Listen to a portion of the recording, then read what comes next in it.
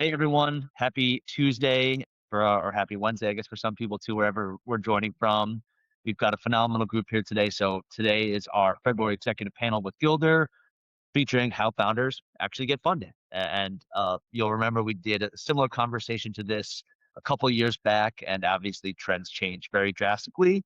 And a lot of the feedback we got was we want to hear from really everyone involved in the process. And so we've got some amazing individuals, from founder who's raised, from someone who's writing checks, from someone who's helping those founders raise and get those checks. And so we're kind of putting together all pieces of the puzzle here. And with that being said, we'll kick everything off. If everyone is in the chat, you're welcome to ask questions. The goal is to have the first about 35 minutes or so with set questions, but if you have questions and follow-ups, you're welcome to ask it in the chat. And then we're going to save the last 15, 20 minutes for open questions as well. So with that being said, we want to introduce our speakers and start with Andy. Hi guys, I'm Andy Bech. I'm the co-founder of Morty. We've raised about $4 million venture capital from probably the biggest name fund is General Catalyst, but a bunch of other smaller funds, lots of angels. We've done, I guess, 4 different rounds over the last 5 years of our existence. Lots of fun battle scars. I think I probably had 500, maybe 550, somewhere between 5 and 600 investor calls over the course of our company. Hasn't been easy to fundraise for us during any of those times for the most part. So excited to share. The quick pitch on Morty is that we're a consumer app and marketplace for people to find fun, geeky, weird experiences to do. Things like escape rooms, immersive art installations, haunted houses, basically like the new wave of immersive entertainment we're trying to kind of like aggregate and build the place for. But excited to be here. Thanks. Amazing. Thank you for that, Andy. Katie. Hey y'all, Katie Bell. I am with Scenic. My background was about a decade of consulting and then a little bit north of a decade in operations within tech. So I've certainly worked extensively, both at Twitter and a bit at Fanatics, I've worked very extensively with founders on a lot of our M&A, overseeing a good bit of our M&A practices and things of the like. I can appreciate this seat. I've been in the thick of it. I've been there during quite a bit of in those smaller rooms. And then now I'm with Scenic, and we're an investment bank, and our focus is more mid to late stage. But I do work with a number of founders that are kind of on the up and up, and so focus more on the investment side now. Amazing. Thank you for that. And then Nathan. Yeah, thanks. Hey, Nathan Becker here. I run 2 startups that are actually kind of one startup. One's called foundersuite.com, and that's a platform for raising capital. We've been around almost a decade, so I guess I can't really say we're a startup anymore. And then we have a newer platform called Funding Stack, which is for emerging manager VCs raising capital. It's kind of everything. All I've done since college is help companies raise capital. I worked in investment banking for a while at JP Morgan, and then came out to Silicon Valley, helped a bunch of companies raise capital, and then launched Founder Suite. So that's sort of my entire career. So it would be fun to talk. I like to talk about this. Amazing.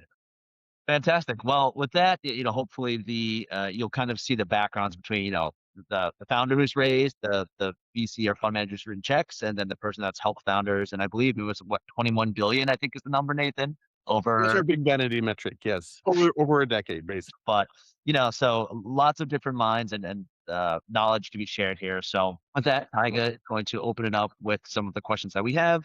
And again, as anyone in this room has questions, please feel free to leverage the chat. You can introduce yourselves if you'd like, but you can ask questions either geared towards anyone in particular or the group. We'll save those also for the end, or if it ties in nicely with some of the questions we have. So, Tyga, take it away. Awesome. Thank you so much, Brian. This question is for you. Just looking back at your first successful round of funding, what was the biggest disconnect between your expectations of the process and the reality? I thought it would be a lot easier than it was. I think almost every founder says that. And those that don't have that experience in their first round often are in for a rude awakening and can get crushed during their next round. So it's almost a blessing to have a hard time during your first one. But my first round, I thought I would go out and raise a pre-seed round. I'd been in tech for like 15 years. I'd been CTO of 4 early stage startups. I didn't have a great network of VCs, but I figured, how hard can this be? Like, I've got the experience as like a technologist doing all this stuff, and I think I've got a good pitch. And I realized that I was pitching something that sounded so small to these investors. It sounded so tiny that they didn't care about it. I was not pitching a big enough vision. B, they didn't give a shit about the fact that I'd been a CTO because everybody they talk to has some tech experience, even back in like 2020, 2021. It didn't make me unique. I didn't stand out at all in their mind. It was just like, okay, another one of these people. And it just took so many more conversations than I thought. So my pre-seed round that I set out to raise became an angel round of like 200K basically. And that was my kind of initial raise. Got it. Thank you for that, Andy. Katie, this one is for you. Beyond just vanity metrics, total addressable market, and a polished pitch deck, what is the intangible quality in a founder that makes you want to ultimately write a check or just be interested in them?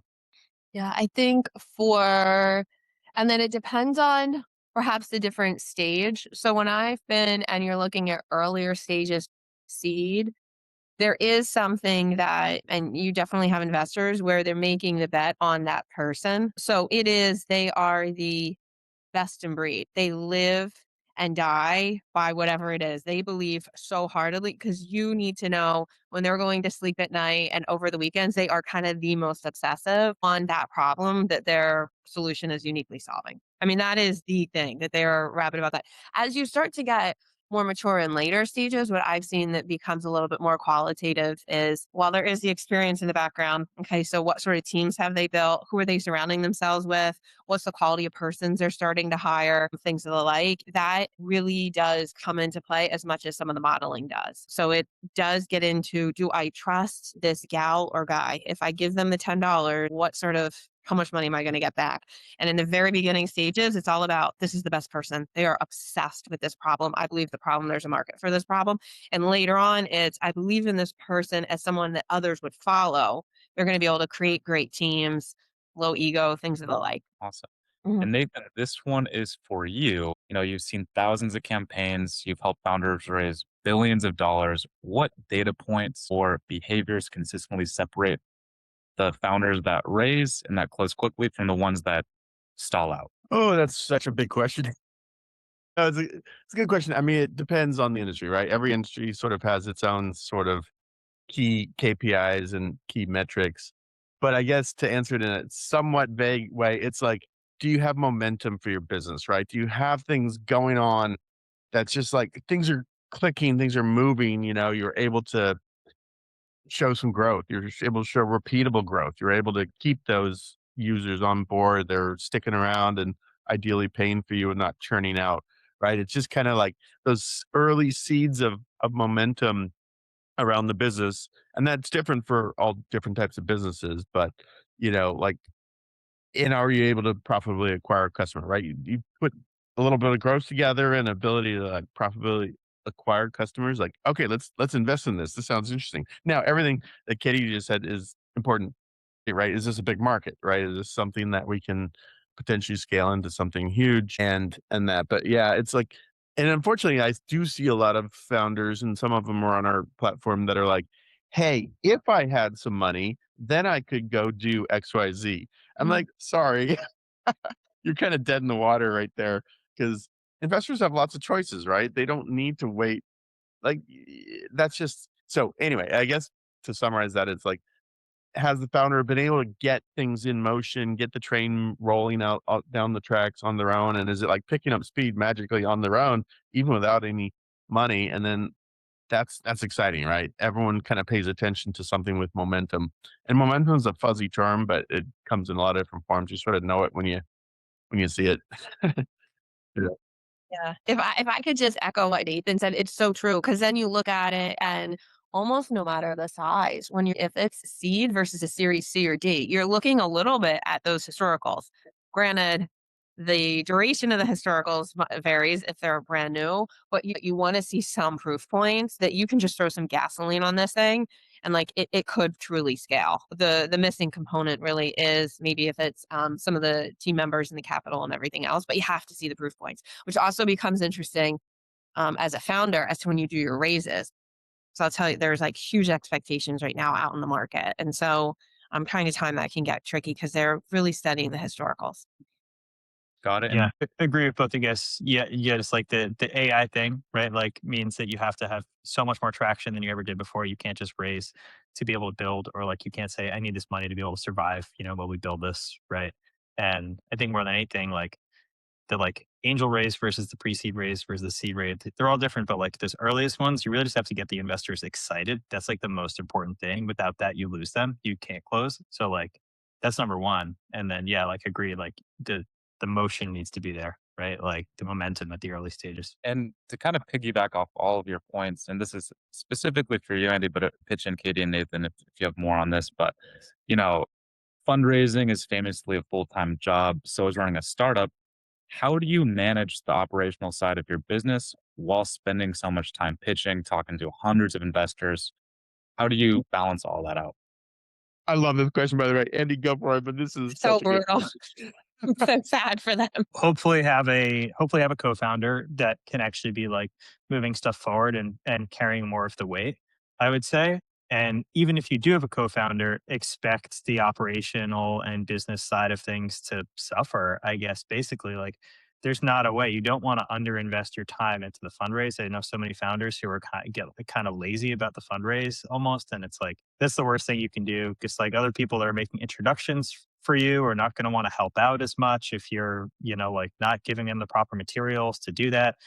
If you're not sending them things that are going to get a good hit rate in terms of responses, they're going to be less excited to like if your materials are not good. So like you just have to do that, say like expect to spend 70% of your time, to 80% of your time on the fundraise process when you're fundraising, especially those earliest ones, unless it's like a quick, okay, we've got some momentum and we're raising like a quick angel round, like, okay, some of that stuff you can do easier. But early stage, like sorry, it's really tough to keep the momentum up, to keep the motion going, and also to fundraise at the same time, but prioritize the race. You have to, if that's the path you're going, you have to go all in on it for however many months, like 2 to 4 months, probably, like at a proper fundraise attempt. And if it doesn't work at that point, maybe give up and come back later or something. But yeah, you should put all your effort into it, and you should get prepped. You need to have your introductions prepped before you enter the fundraise. You should be meeting other founders and people who can intro you. You want to have at least a couple dozen VCs. You need to be updating your deck throughout. You should be running your pitch by founders who've raised within the last 2 years. I would say like anything more than 2 years, probably don't bother unless they're really good at fundraising, because you need them to have like the instinct of what's working right now and like the memory and the muscle memory of like, let me take apart your pitch. The quick answer is too bad for me. I'll add just a little bit to that. I mean, I think I like all that stuff. I'll echo that, but like doing kind of the hard work up front or the prep work, like Andy was talking about, right? Getting your pitch totally honed so it's just super rock solid.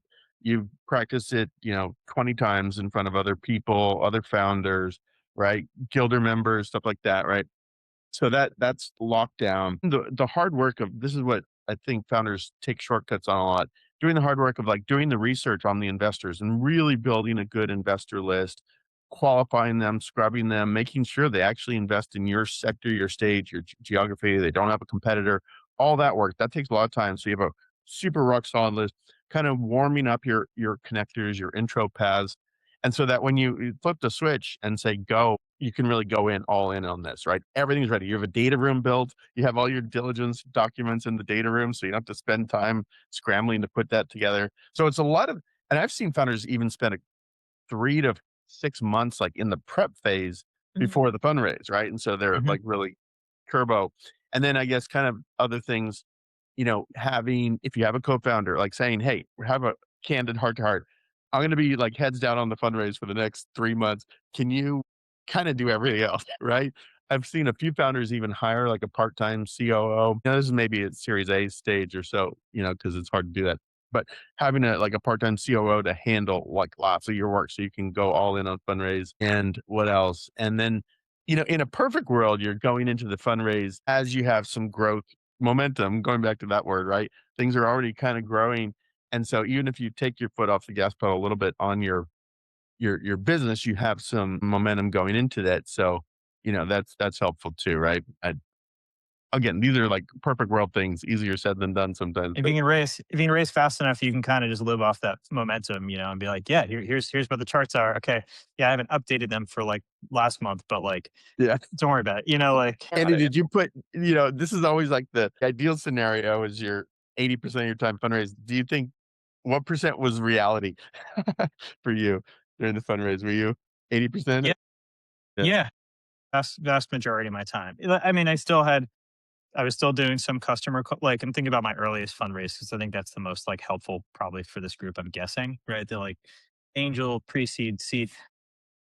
Yeah, like I was doing some customer calls, a couple a week. I was still, um, working with my co-founder on product stuff. Even though I'm technical, like, I'm not the technical co-founder. My co-founder's way better than me. So I wasn't having to keep building, but even now it's like easier to keep building than ever during a fundraise. Get your open claw, controlling your Claude codex, whatever the hell, like, so yeah, I was mostly doing that. My first raise, I didn't prep nearly enough, but I also like didn't know what to prep. I didn't know the language. I spent so much time on LinkedIn looking at connections of connections of connections, making my list of like who do I know through like every person on there and searching for keywords, the fund or ventures or, whatever things I thought, and just like trying to pull people that I might be able to connect through anybody to. So I had no real connections to any VCs. And I made that list, but like I still didn't have a good pitch, And so my pitch was crap. I ended up like running it by lots of founders, getting lots of advice, eventually getting towards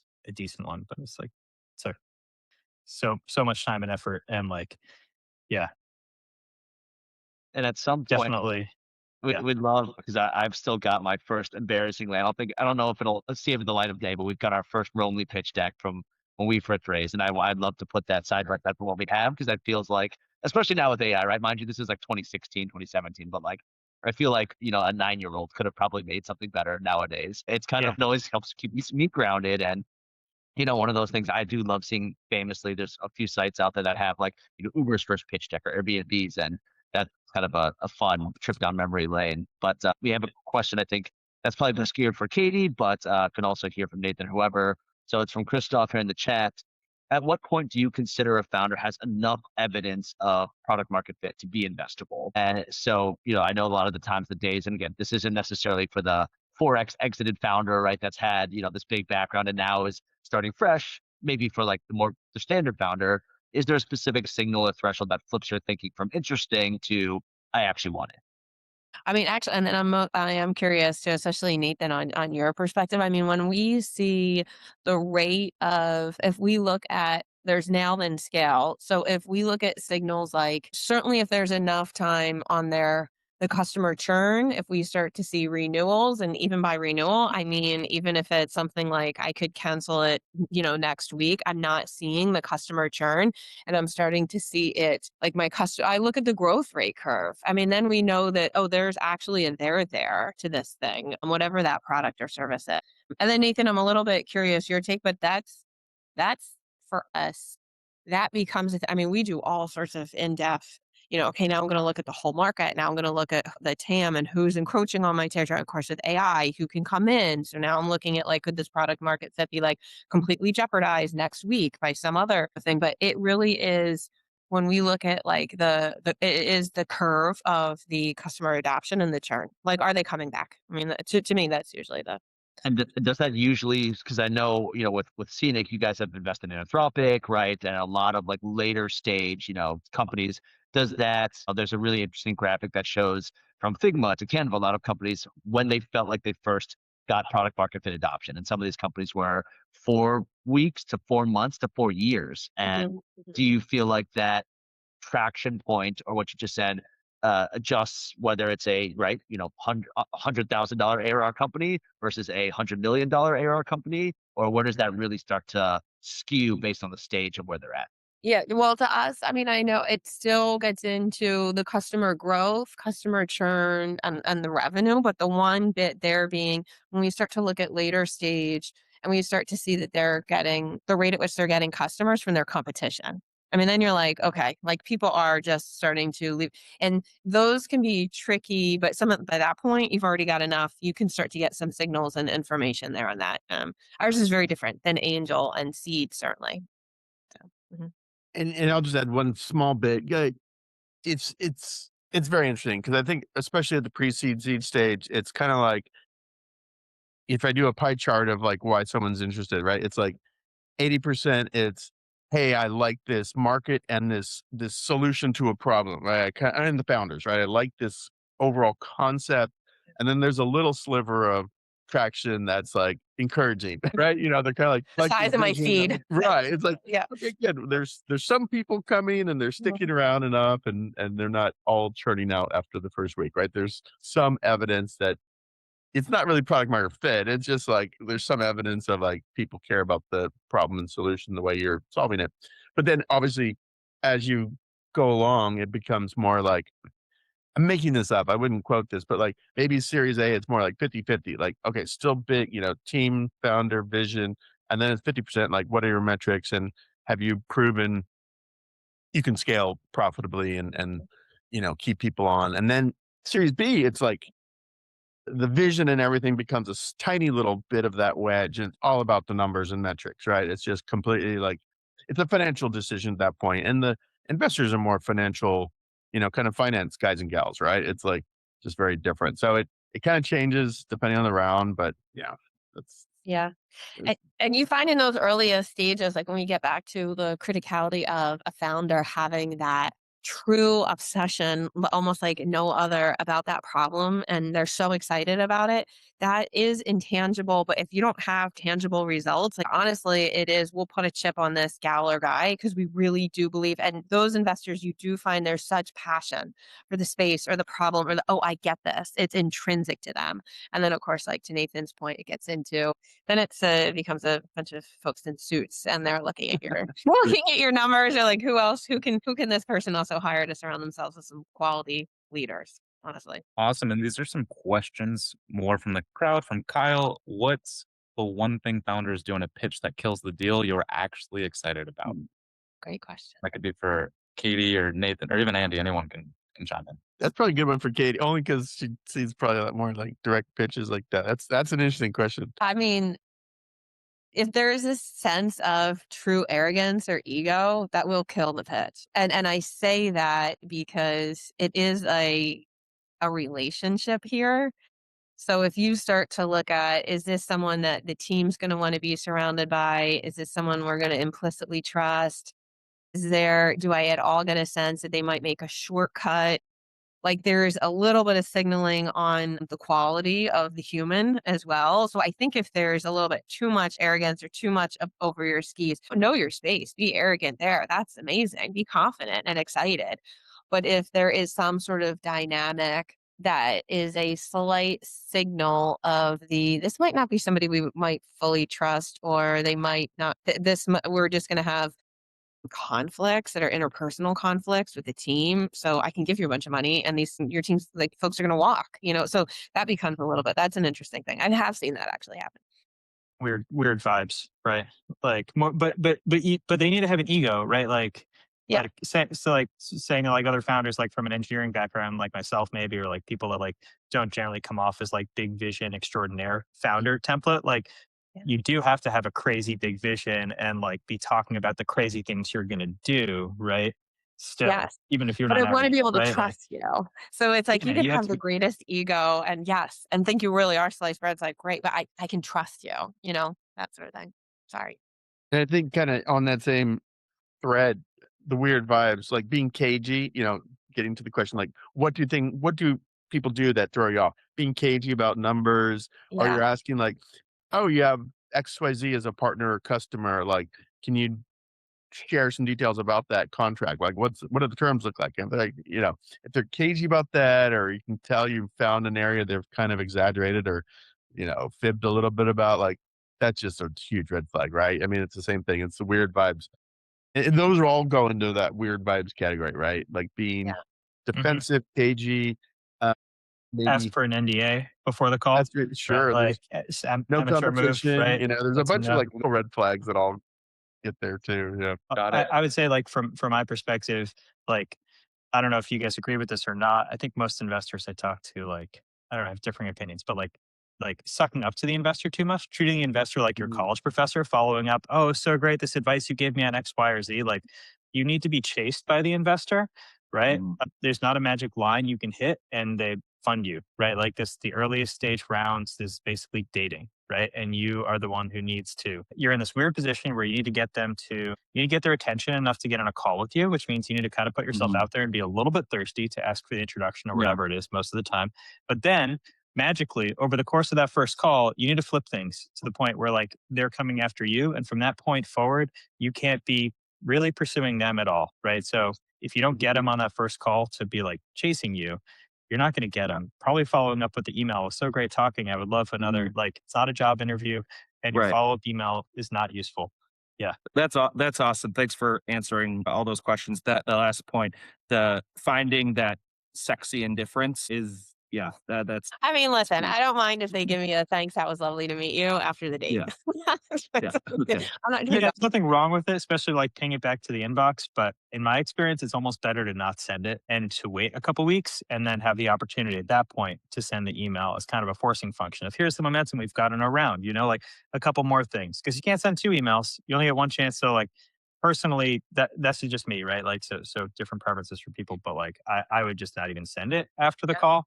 Give them a reason. They have to find a reason to reach back out to you for the first time. And they have to take that first step towards asking you some kind of follow-up question, some kind of anything after that call. And once an investor's taken the first step, it's a lot easier for them to take the second step of let me ask another question. Maybe let's do another call. But until they take the first step of pursuing you, you're kind of like out of luck, right? Like, Although don't forget, honestly, like for, at least for myself, like I get so many inbounds. There are, and these are mid stage. These are companies, y'all. Like some of them, you may have. I literally forget their name. So, like we'll look at each other, we're like, who are those guys that we really liked, and they were the Dutch founders, and blah blah blah, and it's Finn. Like, what was the name of that company? So that can happen every once in a while where you've got the capital, and you're like, shoot, I forgot, and I actually forget their, So relatively warm is fine, keep me so much I don't forget. right. Yeah, but that's kind of like they're resurfacing 6 months later or something like that, right? Like it's not right, like it's or it's like later stage and they're like now they're like, hey, look at all this crazy stuff that's happening. Like we're opening another round, right? That's kind of the case of following up, right? But like kind of keeping warm. Is that what you're saying, Katie? Um, well, there's one I met in November. I actually forgot. I literally forgot the name. I was like, "What is that name?" They did hit us up like a month later, and they were like, "Hey guys, we have an update." So if it's an actual material update, and they did have an update, and it was great. And I'm like, "Oh my gosh, that's right. We love them." So yeah. We forgot about them, but we love them. I forgot the company name, which I know is the worst. Sorry, don't kill me. You know what happens? Just tease it. But I think that's actually a good point because, like, you have to put yourself in the shoes of these investors. They're just getting hopefully not pinched, pitched and hounded constantly, like all day long, all night long. They go to the restroom. There's founder following them into the urinal next to them and pitching. I mean, they're just getting hounded constantly and sucked up to constantly. And I think there is that sort of fine line. It is a dating metaphor in many ways, right? If someone comes across as desperate, they're a woman on the dating app and they're just like inbound, right? I kind of think about it like almost like a Breakfast Club or like an 80s like high school romance movie. You're like the weird girl that just moved to town. And the investor is like the nice, rich jock who like everybody is friends with and wants to be friends with, and nobody knows you. And it's your job to get them to pursue you in a dating situation, right? So like you have to somehow like get on their radar enough, like ask to meet up with them for some reason. But then after that, like they have to chase you, right? Like, and it's Totally right. Yeah. situation where you don't just hit a bar, here's the number, and like we can raise. Even at Series A, like okay, maybe you got $1.5 million ARR floor or like something like that, but like that doesn't mean you get funded. It's like they have to fall in love with the problem first. They have to care about the problem.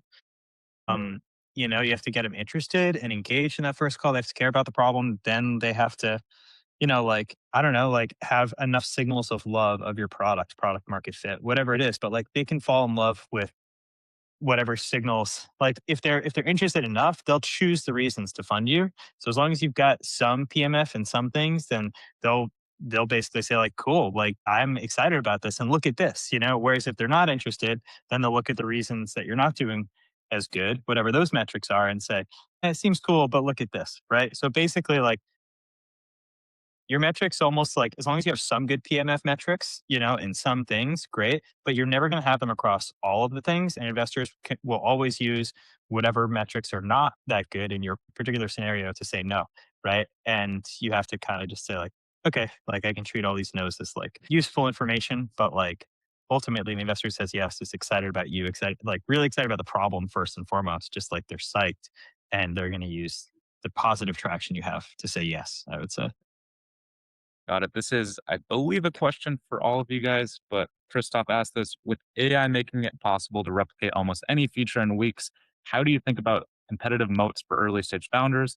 Is defensibility even realistic pre-product market fit, or should founders focus on something else entirely at that stage? Maybe touch it just for a sec, because like it's interesting. All right, I've launched Founder Suite 10 years ago, and we were like the OG, kind of the first ones to launch this like investor CRM with the database component, all this stuff. And now literally there's a new competitor every 33 seconds that pops up. It's insane. And so, this only been in the last year. So I'm thinking about defensibility a lot. And you're asking about pre-product market fit, but I'll just share some thoughts anyway. Like we've been thinking about it a lot. Like what's our defensibility when someone can create, use cloud code or whatever to create something similar. And it's kind of like what can we lean into? Brand reputation, right? We've been around longer than everyone else. We've helped more companies raise more capital than anyone else.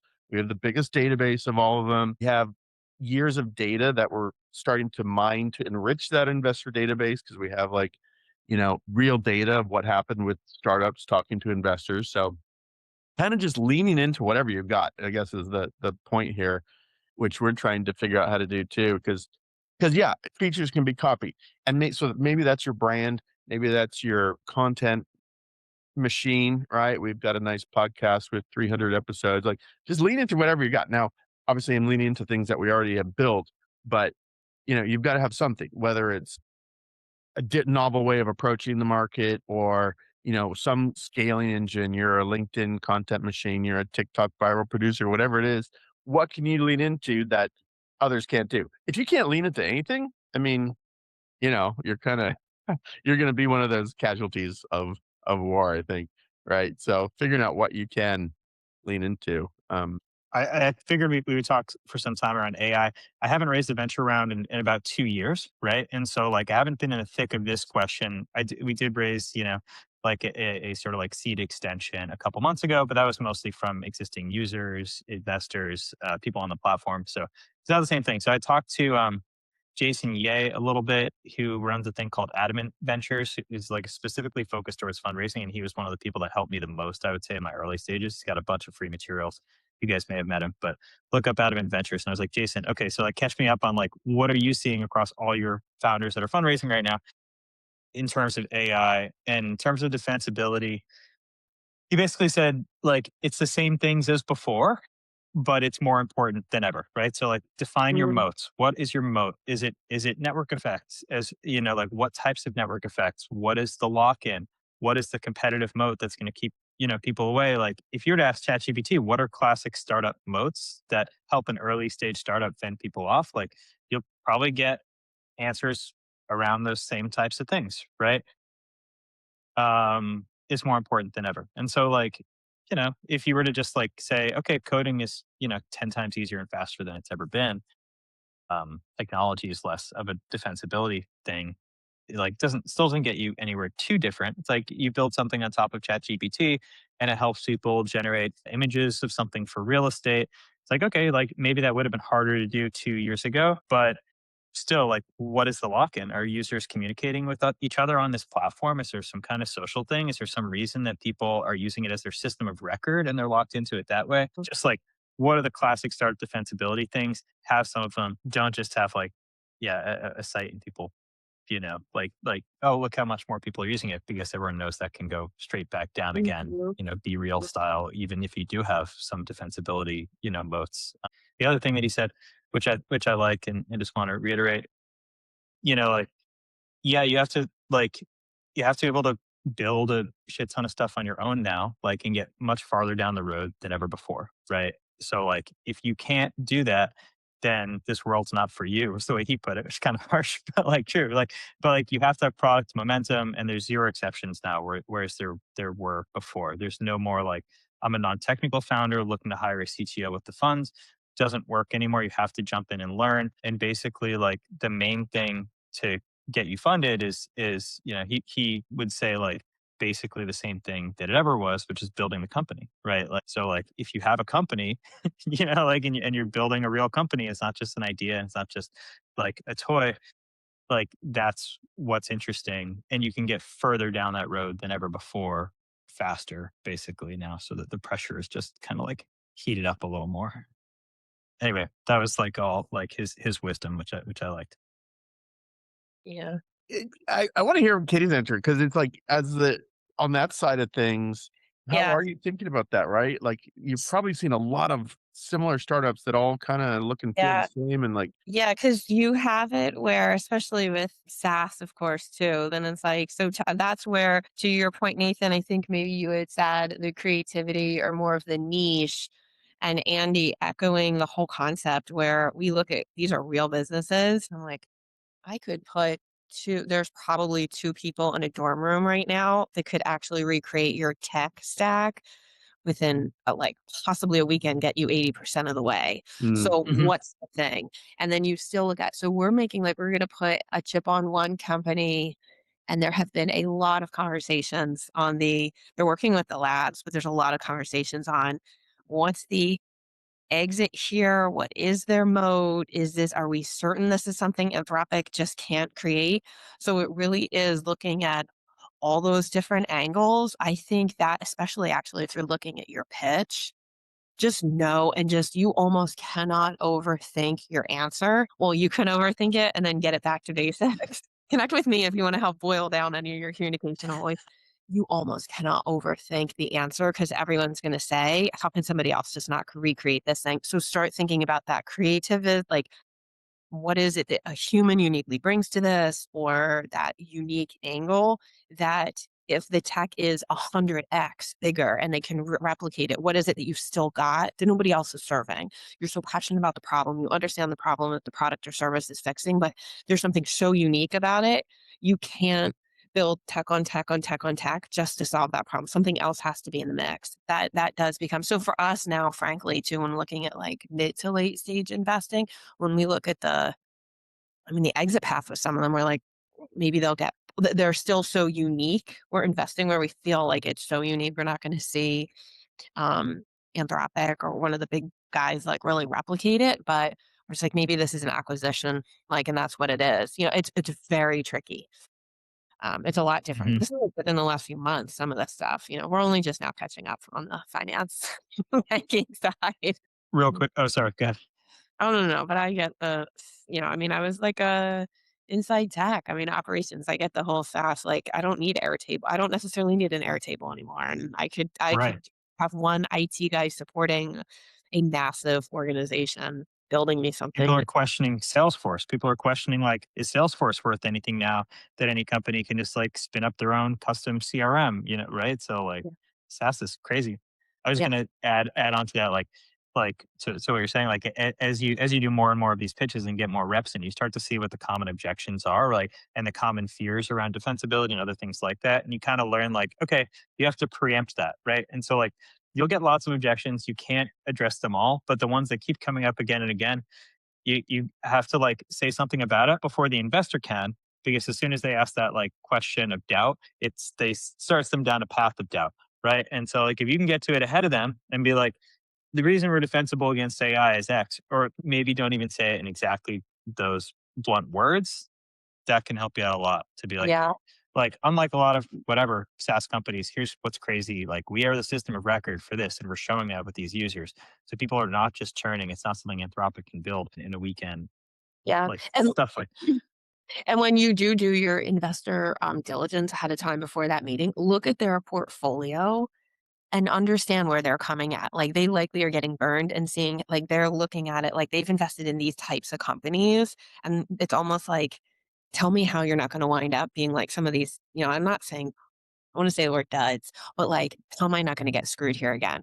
Because so understand their portfolio where they've got like where they're very anxious about some of their holdings, Is and it they're possible to like do that? scars, like come in with battle scars. Trust. Can you do that as a founder? Like, I've never been able to. Like, I know I've pitched investors and like, sorry, we're not going to invest that because it's too close to this thing we got burned on. They literally told me that. But like, Yeah. when I'm looking at their crunch base and looking at every company, like, it's hard enough to follow the threads of like, okay, they led this one. I can tell that they were leading this round, and this one they just wrote a tiny check, so like, it doesn't really, So like, but to then like have like be able to go into the detail, maybe you can with AI now. Of like, okay, like how are these companies doing, or how are they feeling about them? I Yeah. was never able to figure that out just by reading the crunch base. Yeah. I'm so lazy. I'll take the whole thing, I upload it into like some like Claude or something, and then you can say how. But they're coming with a little bit of, I've already invested in these 5, and I'm very anxious, and I'm already hearing from my buddies, dude, what are you Mhm. going to do with that one? And so they're coming at Yeah. it like, how is this going to be different? How is this going to help me? So So ask Claude, that's hey, here's my Crunchbase Pro link to, or ask OpenClaw to this company. Like, which companies did they lead investments in? Like, or put major chunks of money as far as you can tell, and how are those companies doing right now? Basically, 'cause those are the ones they're most excited about. Those are the ones I want to mention and compare myself to when I write oh yeah, my and like I would forwardable email. Right? yeah, and you don't need to mention any names or anything, but just know kind of understand where they're coming from. So we have 15 minutes left, and I just want to open it up to the audience. I noticed some folks raise their hand, including Christoph. We'll start with you, Christoph. Feel free to ask the question that you want. No, I think that was pretty much answered. That was I his think that question. was Got it. Kobe, do you want to chime in? Yeah, sure. And maybe this is a better question for Kathleen. I'm not entirely sure. But you guys were talking a lot just there about SaaS, and it's been really interesting trying to raise with a hard tech product, right? We are not a purely SaaS product. We believe that is part of the moat, right? About how do you defend your product. We believe owning the data, owning the output of the data, owning the processing is really how you stop the GPT wrappers because they can't do that, right? At best, they can take our data and do that processing. But what we're finding from investors is they're really skittish on hard tech.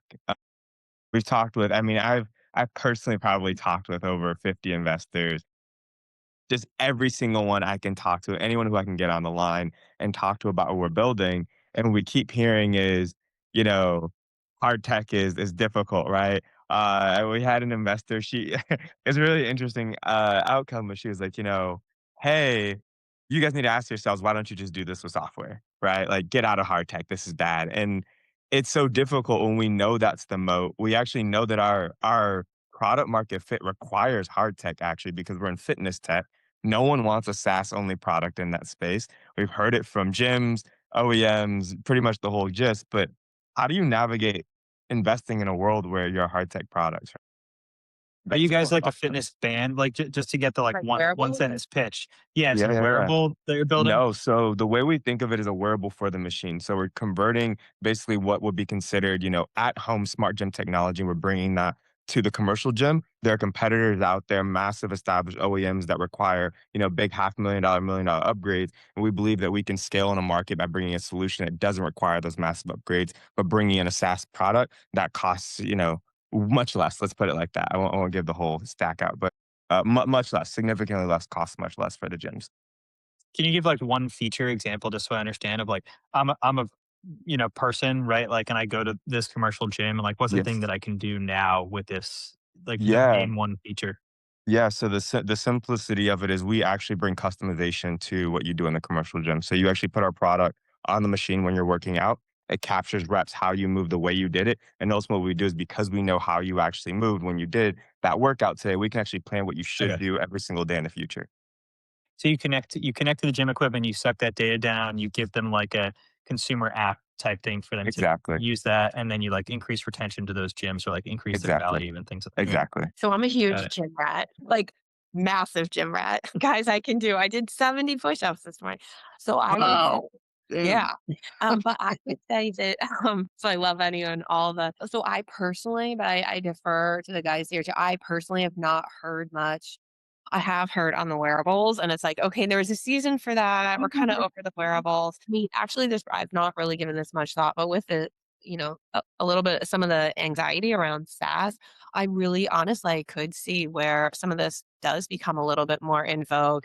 And I'm thinking of just like the very traditional investing of let me just invest in stuff that I actually understand, believe, and Mm. can use in my day to day, that my kids love it, spouse wants it, or my parents need it, or this or that. The one thing that um, will be like one thing I've also found in terms of just going to all these different conferences, it can be rather regional. I understand a lot of the investors are New York and San Francisco, no doubt. It's somewhat it can be somewhat regional. If you're in Miami versus then the Dallas guys and gals, of which there are a few, and then Boston, like in some of the regions, they also have different leanings. So that can actually be a little bit of an angle that people don't realize. And some of those folks as well aren't quite as, they're not getting pitched as much. And I say that 'cause it has nothing to do with wearables, but like I was at a conference, and they're the Dallas guys. It's deep pockets, and they've never really done SaaS. Some of them don't get. They're just like, I just want to do the picks and shovels. It's the data stuff, and it's stuff I understand, and they're equating it to the railroad industry. But like, it could also be regional. Take a little bit of a creative, and then some of those guys in those seats have not been pitched a lot of the companies that are trying to raise funds, but they very much would invest in them. So. I know that didn't answer the question, but it's a little bit of an interesting angle when you're looking at like some of the discussions in your cohorts to go after. I appreciate that. Thank you. But Nathan, do you have anything? Just one super quick sentence. I would almost say that it almost goes back to that moat question. I would almost say that SaaS, or no, sorry, not SaaS, hardware has become slightly more sexy than it used to be. People used to hate hardware. It's like too expensive, and you got to carry inventory and all that. Many reasons why hardware is very hard. It's almost become more sexy because it's a bit of a moat, right? Now, in a world where software can be created at the moment, cloud can't build hardware, right? It So should it's be kind of, easier. yeah. It almost should be easier. Of course, your experience is not that it's easy. Probably guess it's never easy. I would ask like the like 10 quick questions. I'd be like asking you is like, are you pitching deep tech investor or like hard tech investors specifically? There's some investors specifically invest in hard tech. And then the people you're investing, like you're talking to, are they either, like are they angels or like early stage investors that, care about the problem? It's like, are they gym rats? Like Katie, like do they have a like cousin that owns a gym, like somebody cares about the problem will maybe get it more. And then just being able to preempt the questions about like, okay, what if the manufacturers build these things themselves? Or like, do we really need one that works across all of them? Any one of them can build this thing. And then I'm just going to go to the same gym, like, why does it? Yeah. But that answer is like be easier. but it's always so hard to raise. Yeah. And yeah, like Katie said, the SaaS investors and like SF, like maybe not the right fit for some of them. So just keep pitching. No, I appreciate that, Andy. You bring up a good point. Like it should be easier. We have been trying to pitch to. It's funny. Like our margins are like we believe our margins are much closer to SaaS margins because of our pricing model, right? So we believe that those investors would love the pricing setup of our product, but we're bringing hard tech to it to try to solve the requirement of the market, right? But what we find is like hard tech is saying, "Whoa, like I've talked to a couple of hard tech individuals, and they're like, "Well, why are you guys doing this consumer?" And it's like, "Well, you can't raise the kind of money you need to roll hard tech for consumer, right? It's far more difficult, right?" But then we hear the other side of it, where it's like, "Well, we want to see a higher margin, so we try to pitch the SaaS folks," and then they're like, "Well, we don't believe in anything non-SaaS." So It's that it just means you didn't get them excited, right? Again, like they're going to pick the reason to say no. There's always the investor kind of like feels like they have to give a reason to say no. It makes sense. And the reason has to, yeah. But like you can only take so much from that reason. Mostly when you get the objection, you should be thinking like, okay, probably I didn't get this person excited. Now what can I take from the objection in mass to learn, how to improve my pitch, but not any one specific rejection. And then if it does become some of that can become, if you're looking at partnerships and everything else, is it, if you could even land, is it with some of the hospitals? Like how is it you're going after the market? Because there's definitely ways in health and wearables where you start to see there could be a whole other channel that's not necessarily consumer. I'm sure you've thought of this, but like that can also be interesting. You're to get a proof point or two that some healthcare group or something is open to this, and that can be like bananas money. But is it already up and running with the Raspberry Pis? There's a crap version that's working in 10 gyms and it's growing fast and your product is total shit. You just need the money to print out 10,000 of these units. Like, yeah, those are the questions investors probably ask. Yeah. Yeah. Themselves at least. Oh, amazing feedback. Comprehensive questions. I think we have time for 3 more. Let's do Kyle, AquaSea, and Tano. But Kyle, feel free to take the floor. Yeah. This question was about warm intros. So, like for founders that don't have or are still building their network, they don't have a natural, network. What's like an underrated path towards a genuine warm intro beyond the LinkedIn mutual connection? Can I jump on that? This is an easy one. This is so common, right? This is a common question. Like, hey, I want to raise money. I just got to Silicon Valley or whatever. Just left academia and I don't have a startup venture world network. Again, first build that list of investors. Figure out the 50, 100, 200, whatever the number is, investors you want to get in touch with. Really prioritize that list. And then just reach out to founders that those guys and gals have invested in, right? Ideally, recently funded founders by those people. And just be like, hey, I'm Kyle. This is what I'm doing. It's pretty cool. I've got some sexy data point. I see that Katie invested in you guys, really trying to get to know her. And because I'm a fan of what she's been doing, could we chat for 15 minutes and maybe can I pick your brain about working with her? And then kind of use that to build a little rapport and ask for that intro. So just back channeling your way in through founders that investor has invested in, because founders are good about helping other founders, right? It's like pay it forward, pay it back, and there's that trust built up between the investor and the founder. And then my product plug is we do have a get intro button in Founder Suite that maps your social graph and all that stuff and helps you get those intros. But Let's go. backing the investors. Great. Thank you. Yeah. I underline everything Nate said and just add on, like, when you're asking that founder, to connect, make it more about like getting advice. Cause like, if you're just like, hey, I want to meet this person, like, could you make an intro?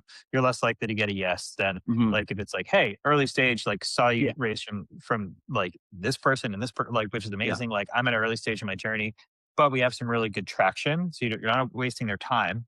Right? Yeah. Like, could I take 15 minutes, 10 minutes of your time to ask you just a couple targeted questions about the raised and then ask for advice, great. maybe get intro. Yeah. And check out those tech week, like SF Tech Week. And then I'm sure New York has one, like Boston even has like a tech week. If you go to the website for SF Tech Week, it is bonkers. And when I kid you not, there are dozens, if not like 100+ events happening in the city during that week. These are free. You sign up and then you get a link and it's like, there's all sorts of stuff happening that week. So if you really like anchor yourself, your cost is, if you don't live that flight in the hotel, but there's stuff happening all the time. There's like cold plunge dips in the bay and 87 people are there. I mean, there's tons of ways to do like somewhat social but capitalize on those weeks too. Well, I have a cold plunge on my deck porch, so you sold me there. I'm in the tank. Hey, Kathleen, the same goes for Tech Week in New York City. There are literally hundreds of events, 10 or 15 a day, free, lots of networking, lots of good stuff. It's crazy. Just don't try to talk to investors there because they're more mobbed than ever. I feel like investors just have like 1,000-mile stare at those things. Just like, so talk to the founders, right? Make the founder connections. Yeah, or like meet them, but like don't pitch. Awesome. Well, I want to make sure there's 2 minutes left, so we'll see. Aqua, let's have your question and Connell, and then there. Hi everyone. I'm Modero Anthony. I'm logging in from Kenya. I have a startup called AquaSea. We are building one of the first AI infrastructure platform for aquaculture. Our target is small-scale farmers. So I just wanted to chip in on what Robert is so I can get some clarification. Robert raised an issue on investors funding hard tech. Well, our moat is on the sensors that we collect from the water, the lakes and the ponds. And this is what builds us to have our data set that we're able to do predictions and also anomaly detections. So currently I'm heavy on fundraising, and what's holding me back is the hardware. Now, if I'm pitching, because we are made of both hardware and SaaS, if I'm pitching to an investor, I'd like to know, do I go directly on I go for an hardware investor or a SaaS investor? If I've raised funds for hardware tech, and I need now to build on the SaaS. Now, can I approach an investor to invest in the SaaS so I can have the merger? Yeah, that's my query. Go ahead, Nathan. Were you going to say something? Was it just to clarify? You're asking, should you be pitching hardware investors or SaaS investors? Is that the question, basically? Yeah, because currently most investors are funding SaaS and fintech mostly. If we the one investors have approached and they have to look at more of the cost of the hardware and they find it more expensive to invest in. So I'm looking at if I get an investor is able to invest in the hardware, which is our backbone of our data source. If I need now funding for SaaS, now do I go to a SaaS investor after acquiring funds for hardware? Yeah. I would expect mean, it to be the same investor, right? One investor probably, right? Yeah, because you could certainly have conversations with both. So ones that orient a little bit more hardware, another a little bit more software. Just don't be, um, be transparent as best it. I said don't be. I meant be transparent as to like what, don't try to deceive them, of course, in any way as to what would you do with the dollars, because they are going to want to know what are you going to do with the investment. And if they lean less hardware and you're going to be investing in the hardware, just be open and transparent about it on this is how you see the growth. But I would go to both sets, if you will, and then see kind of also where you're getting a little bit more traction, but just be open and transparent on what you're going to do with the dollars and how you frame out the business. It's not just a hardware, it's not just a software play. And so those guys, they should be okay in that sense. See what hits better. Tailor your pitch, 10%, depending who you're talking to. Yeah. Pitch them both. Yeah, I get this a lot because I tell people like we make a CRM, but I tell them build 2 pipelines, build 2 or 3 pipelines and kind of A/B test it, right? Like, here's your pipeline of hardware folks, here's your pipeline of SaaS. Maybe there's a third pipeline that are sort of hybrid investors, and just pitch them all slightly different pitch decks, but not hiding the fact that you have hardware, right? And just see which group is clicking and double down on those a little bit.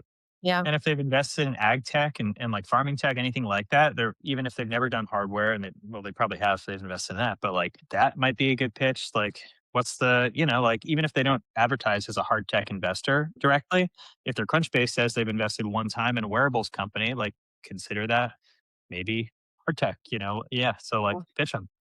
And for any sort of fundraising, sometimes too, when they haven't done that sort of thing historically, you might have the conversation, and then they're saying, actually, we're having the conversation internally, and we kind of want to we feel like we're to this, and we want to diversify a little bit. So this is actually appealing for us. So meaning I was to, software, and now there's a little bit of conversation here. So we're starting to do some testing there. So you never know. Like, honestly, a lot of these software guys might start to diversify a little bit further. Amazing. Well, I know we're a few minutes over, so I wanted to thank everyone. I know, Roby, you had your hand raised, and Tanho. Maybe we can, if you have these questions, right, as you know, Katie, Andy, we're all connected as well in the Gilder group, so feel free to ask follow-up questions if that's all right. And then wanted to just very quickly again, thank you, Nathan, Katie, Andy, for your amazing insights, for being a part of this event and sharing with everyone. I think there's definitely a lot of value added here, and we'll be sharing the recording out for everyone after. So again, thank you all for attending, staying a little bit after, and then hope you all have an amazing Tuesday, rest of your week. Thanks, all. Thank you. Thanks for having us. Thanks, everyone. Thanks, guys. Bye, everybody. See ya. Thank Bye. you. Good luck out there. Yeah.